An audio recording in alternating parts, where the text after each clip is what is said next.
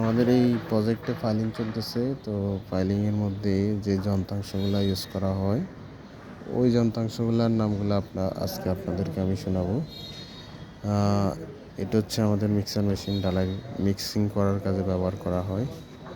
আর আমাদের এই যে 3টা পায়া দেখতেছেন, এটা হচ্ছে যে কি তেপায়া বলে। এটা বোরিংয়ের খাঁচাগুলোকে উপরে ওঠানোর জন্য ইউজ করা হয়। বোরিং করার ক্ষেত্রে এটা খুবই 3ভাবে দাঁড়ায় থাকে যাতে সহজভাবে বোরিংটা করতে পারে। আর এটা যেটা দেখতেছেন, এটা হচ্ছে পিলার।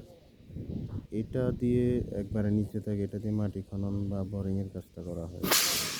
আর এগুলো দেখতেছেন, এগুলো হচ্ছে বোরিং পাইপ, এটা বোরিং করা হয়। পানির প্রেশারে যে ফাঁকা আছে, যেটা দিয়ে পানির পাইপ দিয়ে উপরে উঠে এবং প্রেশারের মাধ্যমে আর ড্রিলিং করা হয় আর কি। আর এটা দেখতেছেন, এটা হচ্ছে যে তিমি পাইপ, এটা দিয়ে ডালাই এটার ভিতর দিয়ে ঢোকানো হয় আর কি। আর আমাদের আরেকটা মেশিন আছে, এটা হচ্ছে যে উইন্স মেশিন। উইন্স এইটা বোরিং করার কাজে যে মেশিনটা ইউজ করা হয় বা খাঁচা উঠা নামানোর জন্য যে মেশিনটা ইউজ করা হয়, এটা উইন্স মেশিন আর কি। তারপরে এই যে ডালের মুখে যেটা নিচে গোল এটা দেখতেছেন, গোল চাকরির মতো, ওইটা হচ্ছে আমাদের কেসিং। প্রায় 12-15 ফিটের মতো থাকে কেসিংটা, যাতে উপরে মাটিগুলো না ভাঙে।